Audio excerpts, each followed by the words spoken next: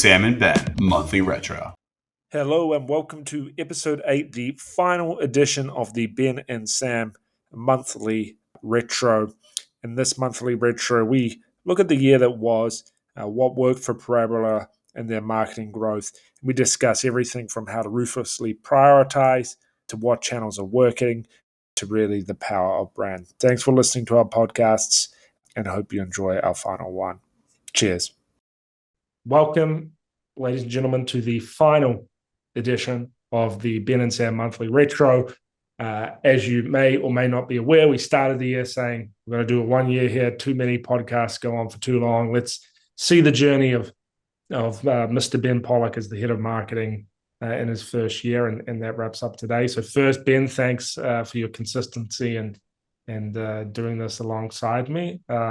Congrats on a good year. And before I ask my first question, any opening thoughts on the year? Yeah, it's been really fun doing this, Sam. So thanks for having me on. Right back at you. Yeah, I honestly we'll get into the weeds of it, but feeling really grateful for a good year and health and everything in between, and looking forward to 2025. Nice. There we go. Wholesome. And you got the Christmas decorations out. Yeah, it's looking, festive for sure. Yeah. So the year that was, I think there's been a lot of highs, some lows in between. What do you think, like looking back, maybe some of the bigger lessons, thing you would have done, like, things you would call out if you were meeting a person on the street? Good question. So I think there's like a few general themes as I reflect on the year. The first, and I know anyone who's been at a startup for a reasonable amount of time has felt this.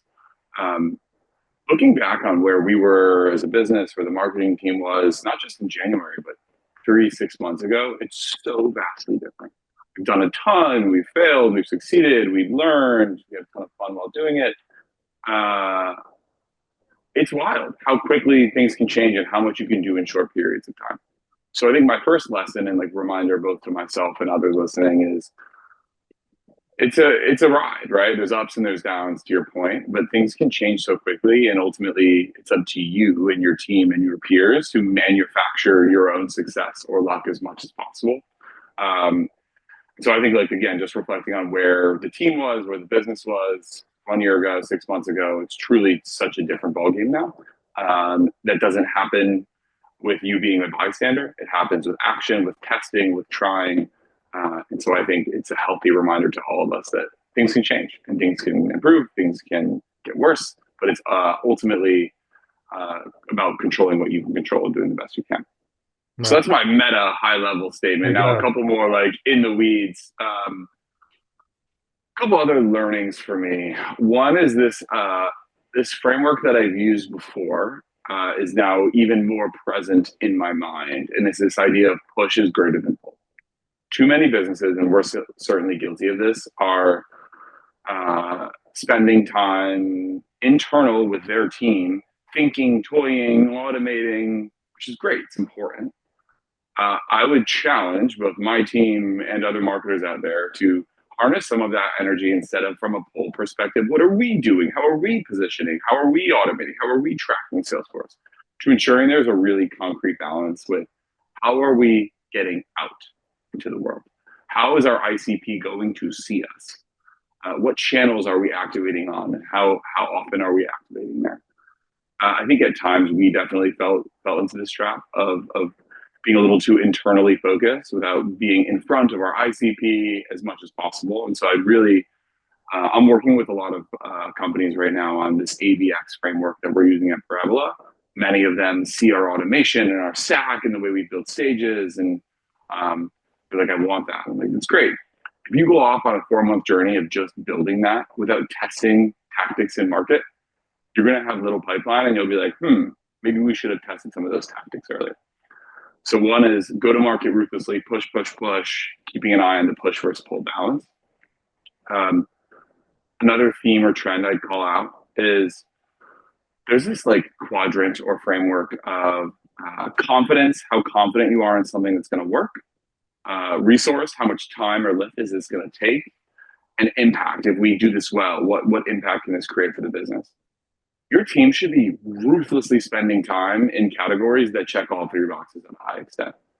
We recently switched to a more rigorous OKR model in which we have a project, an objective for that project or that swim lane, a key result. And marketing teams are often tasked with many different moving pieces. They're getting asks from the org. Some of those reactive things, of course, like we need to do. That said, we have forged the clarity to say no to items that don't fit the bill for those key deliverables and priorities, and it's helped us hit our goals. And so I think ruthlessly prioritizing is another big piece for me. I have two more. I won't go on too long, I promise. The second is the third is leaning into what works while still building time to test. So we have found a couple channels that work and that we think we can scale. We're spending a lot of our time, effort, and energy scaling those channels. We also still have ideas and thoughts on things that we'd like to be testing that'll help us 10x or help us have more efficient growth going into next year. We're carving out space for that too. But I think it's a really tricky balance and one you have to constantly calibrate. The last thing I'll talk about, and this will bleed into a little bit more of around our Q4 successes and why I think we're cutting through the noise in Q4. It's the power brand. I recently presented a slide to the company on a really successful pipeline period we had. The first slide was all the different channels and tactics and campaigns that literally drove those opportunities from not on the board to stage 0 or stage 1. The next slide was a big umbrella, and everyone laughed. And then I laughed too. And then I cut through the noise and was like, hey, this is the power of brand. Everything we're doing gets so much easier when people know who Parabola is and they know what we do at a high level and the challenges that we can solve. When you're running outbound campaigns, you're trying to close deals, if that market isn't aware of you, it's going to be really challenging. You're going to be against the grain or swimming upstream. As we've built brand through a lot of different initiatives, content, community, all that stuff, everything we're doing is getting easier. People are responding to our emails. Deals are closing faster. So the power of brand, it's harder to measure, but it can't be understated. End brand. There we go. So the overall control what you can, like it was the summary there. Maybe as Mike Tyson put, everyone has a plan until you get punched in the face.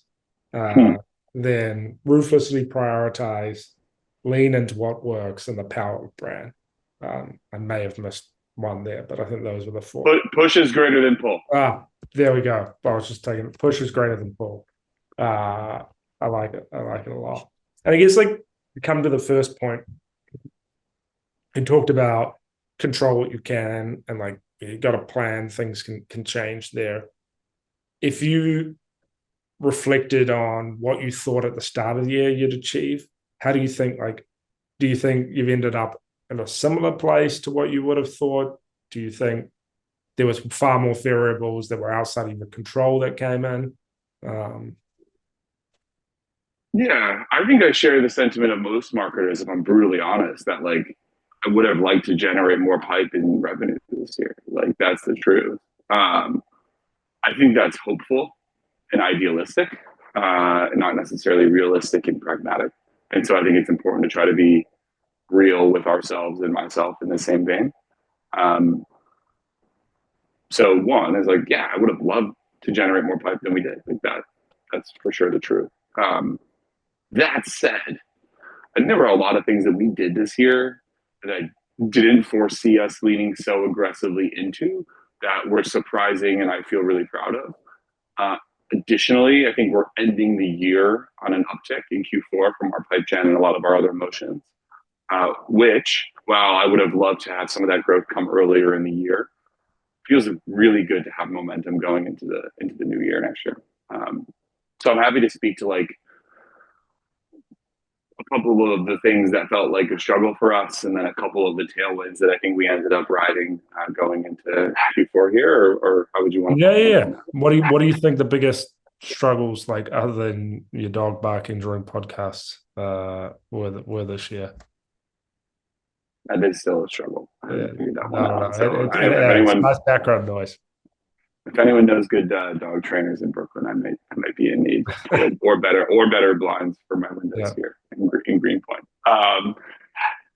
So a couple things. Marketers, PSA, traditional channels don't work anymore.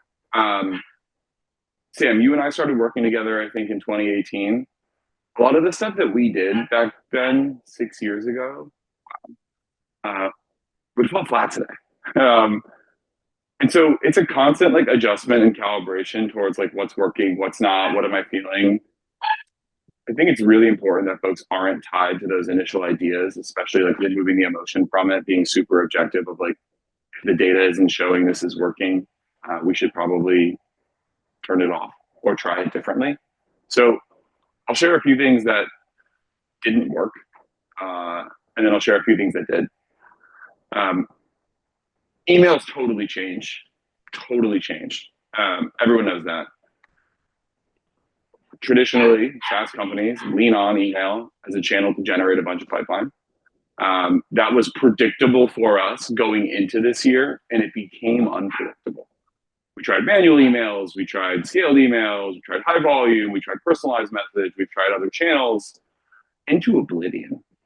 There was then a moment this summer where we were prospecting like crazy, and we looked, being very real with ourselves, and like, what are folks responding to? If they're not responding to our meetings, our messages to take a meeting, like where are they engaging?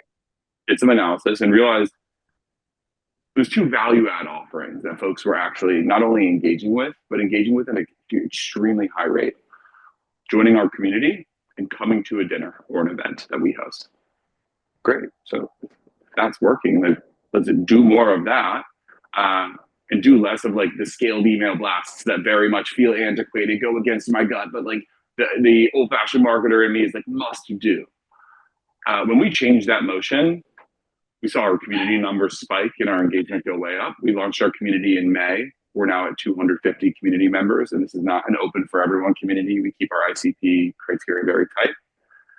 Similarly, dinners for us, it's interesting, right? Like if you're too short-sighted, you're going to reach out to your ICP, like take a meeting. Here's a value-add piece of content. Take a meeting. See how this similar company did this. Take a meeting. Okay, you might get some responses there. Slowing down, we reached out to that same audience that wasn't responding to our emails, which with a different ask. Hey, you want to come to dinner in New York? We have a couple operators from this company and that company that are going to be joining as well. I think it'd be a value-add experience for you. At that dinner, there's 20 ICP-aligned prospects, 3 or 4 customers, 3 or 4 members of team. We chat with our customers before. We're like, hey, you're sitting next to this person. They're a prospect. We'd love if you could help evangelize the product. At those dinners, the Parabola team is being extremely authentic, getting to know these people as human beings. Eventually, after building rapport, understanding their challenges, if it's a good fit, asking audibly if they'd be interested in seeing the product, getting their feedback on the tool would be valuable for us either way, and that's true. And there's an extremely high yield from net new opportunities from those dinners. So that process in hindsight, like, oh yeah, of course, like in real life dinners are working, but that was us truthfully like discovering a new means through which we could generate meetings via email. It requires for us an in-person dinner as a next step to truly build rapport and relationship. And then guess what? If you looked at conversion rate from ops from those dinners versus more traditional outbound motions or paid, double or triple the rate. And we get to engage our customers and all that good stuff. So high level, again, like zooming out, I think the traditional things that I'm disappointed in how the year turned out, but excited about the momentum that we have here at the end. I think the traditional channels that I hoped would work did not, and we've had to be agile in ruthlessly testing and trying what does. And then when we get that signal, lean into it as quickly as possible. Mm-hmm. And so you mentioned some of like the tailwinds, or maybe more of the momentum, like are there other things in Q4, like a recent, you also said like, hey, it's been a good pipeline period. So there's the brand lift that you discussed, but there are other things that are starting to work, starting to gel that you're feeling like super positive on. Yeah, I'll talk about the brand lift, and then I'll talk about some channels that are working for us right now. can't overstate the power of brand. Sam, I remember when we were at Reautomate 6 years ago, you had said something to me around like, if you crack brand, like that's the compounding channel, like that is the gift that keeps on giving. When I joined Parabola 20 months ago, if you polled 100 of our ICP prospects, which for us is like VPs of operations and supply chain at consumer brands, I don't know, maybe 5% would have known who we were and 2% would have known what we do. I think those numbers have quadrupled. I think 50% of operators know who we are, 33% know what we do. It is so powerful. And so for the first time, we reach out to someone, they're like, I've heard a lot of good things. I've heard about you from my network or from your CEO posting on LinkedIn, or yeah, I think I've seen you around. It is crazy the difference that makes, both in organic inbound direct traffic to site. So that is one of our pipeline channels that has started to increase. But also it helps every other channel and close rates across the board. So power brand authentically. If you're a marketer and now you're hearing this, and you're like, cool, how do I go grow brand? It's not just blasting thought leader ads. Not just having your CEO post once a week on LinkedIn. There's a lot of different pieces that go into it. For us, a few of the key pillars that have worked have been our community. Community isn't for everyone. We identified that in this space, there's a huge need for this type of thing, and people crave in real life experiences. Another thing that's worked for us really well is voice of customer content. We rarely write content without any snippets or takeaways from a customer. So through building our community, and we've also launched our advisor network, which is a dozen customers who are VPs of supply chain that are now official advisors of the business. It's given us an amazing bench on which we can rely to generate that voice of customer content. So those types of things, it's not a silver bullet. It's not just like boosting thought leadership ads. That's content piece after content piece, distribution play after distribution play, community engagement after community engagement. Those things take time to build, but they're worth the effort. If you looked at our pipeline from last week, which was really strong, and you looked at who in that pipeline was a member of the community or read some of our content, over 50% of it, right? And so it helps warm up the entire funnel. A couple other channels that have worked for us, I'll name 3 of them. One is paid. So I'm feeling bullish on paid going into next year. Whoa, big take. Specifically paid social. The funnel that I've seen work the best goes like this. 1, create demand and build audience. So we have a pretty tight audience definition on LinkedIn. We have a few different audiences. We run segmented top of funnel ads towards them. Those ads consist of a few different types: thought leadership ads, single image ads which are very like social proof forward, and other types of videos highlighting our customers or our product. Anyone engages with those posts, they're put into another audience. That audience is warm. And that audience then receives direct response ads, which you could think of like a conversation ad, like a sponsored email. And that motion is starting to work for us. So just last week, we generated 5 or 6 opportunities from that paid channel. Paid. Second, I've talked about it, I've spoken to it a bunch, dinners. Dinners work really well for us. The motion is simple. Identify a relatively warm list of persona in prospects that meet a certain persona in a geo area. Run a really thoughtful campaign where you're asking them to come to dinner. It's not just from you. We have our network of our advisors and some community members. We'll query their networks. We'll ask them to reach out. We'll see who's connected on team. We'll ask them to reach out. We get 25 qualified prospects to every dinner. A third of them are from cold outreach. A third of them are from warm intros, right? So it's really important to like leverage network. We've truly built an army that helps us sell and go to market. And those dinners then convert at an extremely high rate to opportunity. My main takeaway there is if dinners are working for us or your business, why not just do more? It works, do more, really dumbing it down here. But we saw this work in Q3 for us. Got into Q4. We didn't do any in September. Pipeline was a little bit lighter. We did 1 in October. We did 2 in November, and then 1 in December. And we did 3 in a 4-week period. And our pipeline was we had one of our best weeks ever. A lot of that came from dinner follow-ups. last but not least is better partnership with our sales team. We were not tight enough with our sales counterparts. They had a book, we were prospecting into it, and we kind of knew that. Going back to the ABX motion, though, there's this process of like, these accounts are warm because they've taken these actions. This is the specific contact or contacts within that account that have taken those actions. Now please engage. And like, here's the handoff period. And so last week, our sales team also booked a handful of meetings. And so to summarize, power brand, multiple channels working at once together made for a really fruitful outcome. Nice. And I think all of those things there, like, as you've discussed, things you've sort of learned and come to now, and things that I did a stop, start, go framework. They're all go things that you've done, you've proven that you want to do more of. Are there any areas like next year that you like start, like new tests, new things, maybe that you haven't done that with resourcing you want to get into? Oh, yeah. So I was just thinking about my Q1 plans and putting the bow on some of them. And one of my slides is like, what are some 10x levers, or what are some bigger bets or starts or experiments that we want to run? And the way we categorize this is like, what are things that we're doing that we want to scale, and what are things that are unproven that we want to try? And that's even going back to the framework of like, double down on what's working, but carve out space to continue to find new paths. A few things on my mind.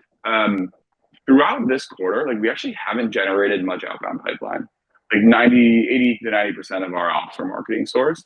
Doesn't mean they're inbound. It means that we're getting them to a dinner, and then we're engaging with them, or they joined our community, and we're sending them a thoughtful message. So we have a huge opportunity to level up on the outbound side. My big bet to improve our outbound motions beyond ABX and bringing in more BDRs and having a more thoughtful approach and doing some more manual outbound is signal-based. We do pretty much nothing signal-based right now. Like, a lot of our outbound is like, you're our ICP. This is a use case that we handle. We have similar customers. We should chat. Imagine as a marketer, if someone outbounded you, be like, you're a marketer. You're interested in the CRM. You're interested in attribution. We should chat. You'd be like, I'm not worried about attribution right now. My CRM is set. Like, what? I'm fine. Now, in a different scenario, what if you had attribution in your LinkedIn profile, or you said it on a podcast, or there was some indicator that was a priority for you? Now I'm a lot more likely to respond. So I think a lot of our scaled email and our manual email, from a pure outbound perspective, removing the dinner aspect, removing the value add aspect, hasn't worked because it's not signal based.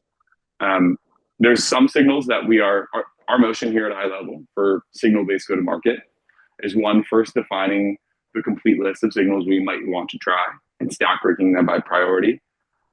These include tried and true signals that work horizontally, job changes, website visits. This also includes industry specific signals. Again, we sell into consumer brands.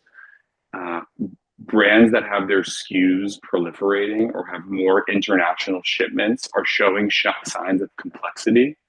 That to us gives a really warm insight into how we can speak to them and why Parabola matters. After we define that list, we will then go and procure those signals. Some of them are already native within our tools. Some of them we might have to get crafty to scrape or buy. So that is a big bet for us. And that's going to tie into the content we create, how we run our scaled campaigns, how our BDR counterparts run their manual touch points. And so that's a big bet for us for sure. Start. The other start category I would speak about quickly is organic inbound. It's really hard to drive. I'm not necessarily, I am in a way talking about brand direct to site. Someone searches Parabola, comes right to our homepage. So I'm thinking about that. We have a lot of brand initiatives, a couple campaigns that we'll be running to try and drive some of that, some podcasts, stuff like that. Speaking more specifically to SEO, there's a lot of talk around SEO right now. I honestly find it to be quite noisy. Where I go back is just like, what am I seeing that's working within my data and my business? And how should that dictate my decisions moving forward? So I'll kind of walk through what this has looked like and how I plan to start more of this in Q1. historically, we've never really like put an intentional effort behind SEO. When I joined Parabola, I had a contractor who's a good friend of both of ours, Sam, start writing some pretty simple bottom of funnel content. I did some like keyword research, worked with him on it. It was great. I was like, cool, threw it up as a test.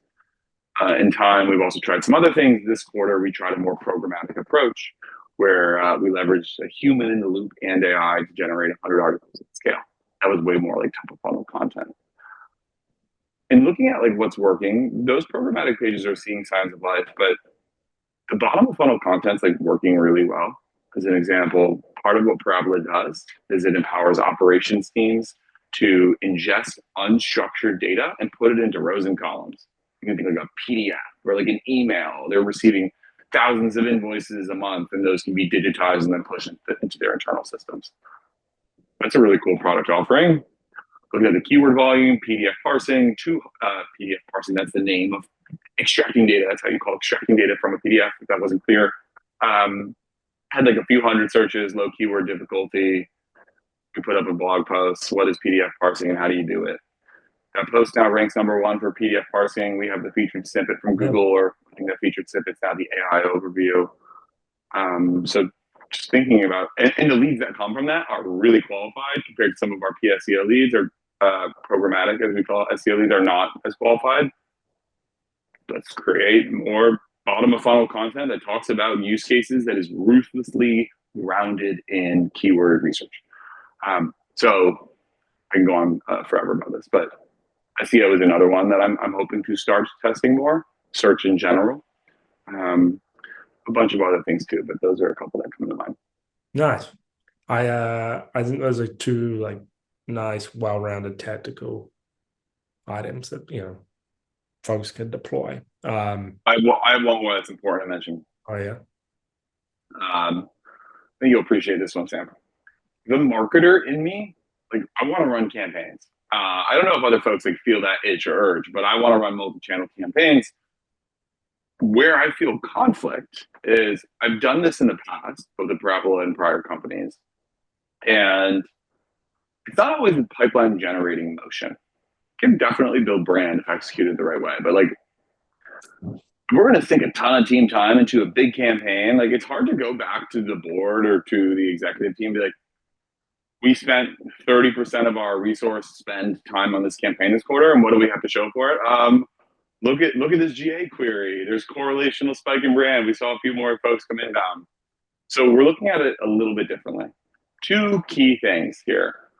One, we will not be producing a campaign or the content within the campaign that is anything less than evoking a sentiment from our ICP that is, I need to get my hands on this and I need to send it to my friend. So thematically, we are only going to be writing on what is the most important, most pressing topic. I'll give you an example of something that like doesn't necessarily work. We had ideated like state of operations because like that's an interesting thought piece. Yeah, it's interesting. People are dying to read that. Right. Okay. How will the incoming administration affect tariffs, and how do supply chain people need to be thinking proactively? Whoa, I'm not saying that's what we're going to do. That's one of our ideas. That becomes a must read. So first is that it is a content theme that is so important and critical that your ICP needs to be involved. The second, and this is not everything that is going to make this successful, is we're going to put a little bit more emphasis behind gating. Where we'll have a gated report, we'll have a gated webinar. Through the report and through the webinar, we're going to get a ton of distribution from that same network that I already mentioned, and we're going to be including them in this as much as possible, so we're getting a ton of natural evangelism. But the notion of an extremely valuable report that your ICP needs and some light gating functionality, if not everything's going to be gated, we're going to have a lot of blog posts that lead to the gated piece.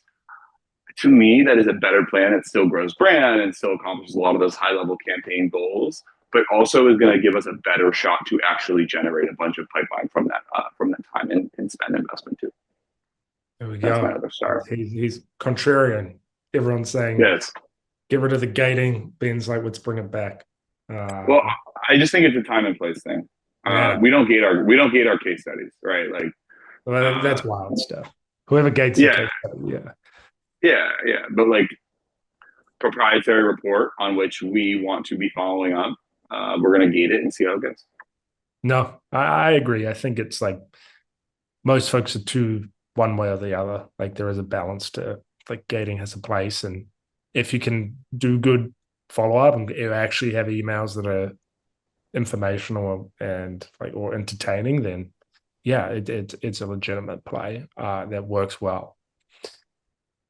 Your final thoughts then, Ben, next year, do you feel like this year, I'd say most your industry, a lot of SaaS tech companies have not had the momentum in their favor. Like marketing has been somewhat uphill. How are you feeling going into next year?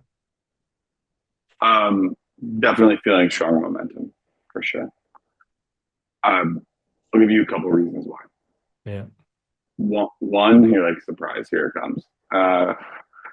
One is that I could not say this at the end of last year. Last year we were still generating pipe, but it was like brute force. Okay, going to do to generate pipe this month. Excuse my French. New Motion feels a little bit more like, cool, we have these things that are working. We're going to invest more into them. We're going to elevate them, do them differently, improve them, do more of them. Great. We can bank on that. And then we can carve out some. Awesome. That feels really energizing. So that's one. Two, brand baby brand. Folks know about Parabola. They're excited to talk to us. We're having folks swing back around that we prospected 6 months ago, be like, I'm actually ready to chat and I'm going to add 5 of my colleagues to that call. That type of qualitative anecdotal like momentum is really, it's hard to describe sometimes, but I'm certainly feeling it. And so I think we have that in our favor. One other reason I'd say is that Parabola is challenging because we do not have a concrete category. We are not a specific tool in a specific part of the stack. We're new. We're doing something different. That can be really challenging. I think there's a lot of noise around like category creation and like how folks think about this. Like at some point we might put a harder like line in the sand or stake and like this is what we do. And this is who we are and this is why we're a different type of category that you should be evaluating. Removing the noise from that, like why I feel momentum is that like we truly help our customers save money. And we have a lot of social proof and examples and an increasing amount of case studies to show how we do that. So the third piece of momentum is just that there's so many companies trying to make a case that like we drive ROI and or like time saving isn't enough, people. Like there needs to be hard ROI. And like if you're a marketer and you're trying to go to market with a really weak offering, you need to go back to your product team and your executive team. Like this isn't enough. We need to do something differently to be either packaging or marketing ourselves or changing the product so that we can truly generate ROI for companies. And if we can't, it's going to be a continuously uphill battle. I know, thankfully, due to our amazing engineering team and product, that we can do that. And so I'm looking forward to presenting that message front and center for a lot more folks in 2025. Nice. I feel that's a good positive tone to end the podcast, wrap up the year. I feel like there's one important question that the people are going to want to know about you. About me. What's your New Year's resolution? Oh, don't get more concussions playing for the Croatian national rugby team. Less injuries. That maybe is my like more less injuries. We'll put that as my. Nice. What about you, Ben?